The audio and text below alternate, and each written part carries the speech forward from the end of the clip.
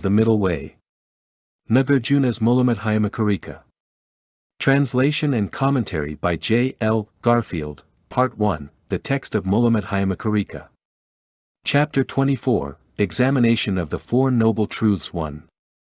If all of this is empty, neither arising nor ceasing, then for you, it follows that the Four Noble Truths do not exist. 2. If the Four Noble Truths do not exist, then knowledge, abandonment, meditation and manifestation will be completely impossible. 3. If these things do not exist, the four fruits will not arise. Without the four fruits, there will be no attainers of the fruits. Nor will there be the faithful. 4. If so, the spiritual community will not exist. Nor will the 8 kinds of person. If the Four Noble Truths do not exist, there will be no true Dharma. 5. If there is no doctrine and spiritual community, how can there be a Buddha? If emptiness is conceived in this way, the 3 jewels are contradicted. 6. Hence you assert that there are no real fruits. And no Dharma. The Dharma itself and the conventional truth will be contradicted. 7. We say that this understanding of yours of emptiness and the purpose of emptiness and of the significance of emptiness is incorrect. As a consequence you are harmed by it. 8. The Buddha's teaching of the Dharma is based on 2 truths, a truth of worldly convention and an ultimate truth. 9. Those who do not understand the distinction drawn between these 2 truths do not understand the Buddha's profound truth. 10. Without a foundation in the conventional truth, the significance of the ultimate cannot be taught. Without understanding the significance of the ultimate, liberation is not achieved. 11. By a misperception of emptiness a person of little intelligence is destroyed. Like a snake incorrectly seized or like a spell incorrectly cast. 12. For that reason that the Dharma is deep and difficult to understand and to learn, the Buddha's mind despaired of being able to teach it. 13. You have presented fallacious refutations that are not relevant to emptiness. Your confusion about emptiness does not belong to me.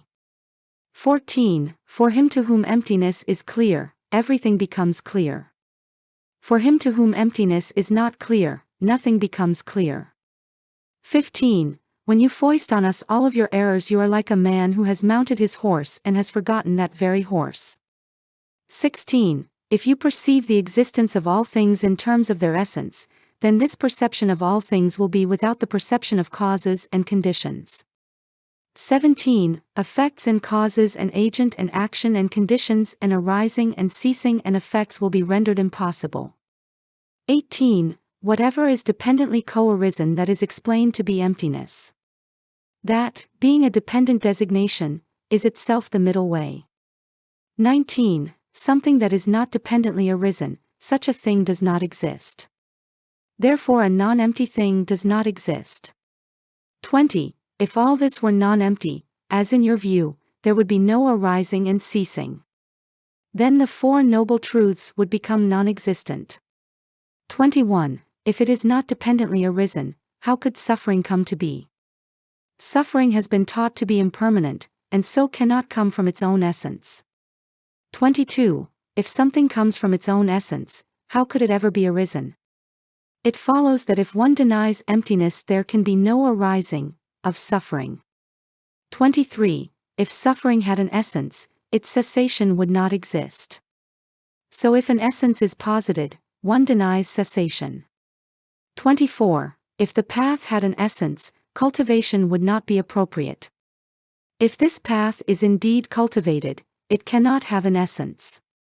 25. If suffering, arising, and ceasing are non-existent, by what path could one seek to obtain the cessation of suffering? 26. If non-understanding comes to be through its essence, how will understanding arise? Isn't essence stable?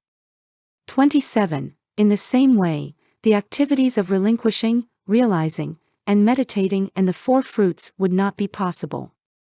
28. For an essentialist, since the fruits through their essence are already unrealized, in what way could one attain them?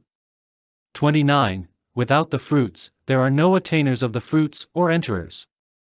From this it follows that the 8 kinds of persons do not exist. If these don't exist, there is no spiritual community. 30. From the non-existence of the noble truths would follow the non-existence of the true doctrine. If there is no doctrine and no spiritual community, how could a Buddha arise? 31. For you, it would follow that a Buddha arises independent of enlightenment. And for you, enlightenment would arise independent of a Buddha. 32. For you, one who through his essence was unenlightened, even by practicing the path to enlightenment could not achieve enlightenment. 33. Moreover, one could never perform right or wrong actions. If this were all non-empty, what could one do? That with an essence cannot be produced. 34. For you, from neither right nor wrong actions would the fruit arise. If the fruit arose from right or wrong actions, according to you, it wouldn't exist. 35. If, for you, a fruit arose from right or wrong actions, then, having arisen from right or wrong actions, how could that fruit be non-empty? 36. If dependent arising is denied, emptiness itself is rejected. This would contradict all of the worldly conventions. 37. If emptiness itself is rejected, no action will be appropriate. There would be action which did not begin, and there would be agent without action. 38. If there is essence, the whole world will be unarising, unceasing, and static. The entire phenomenal world would be immutable. 39. If it, the world, were not empty, then action would be without profit. The act of ending suffering and abandoning misery and defilement would not exist. 40. Whoever sees dependent arising also sees suffering and its arising and its cessation as well as the path.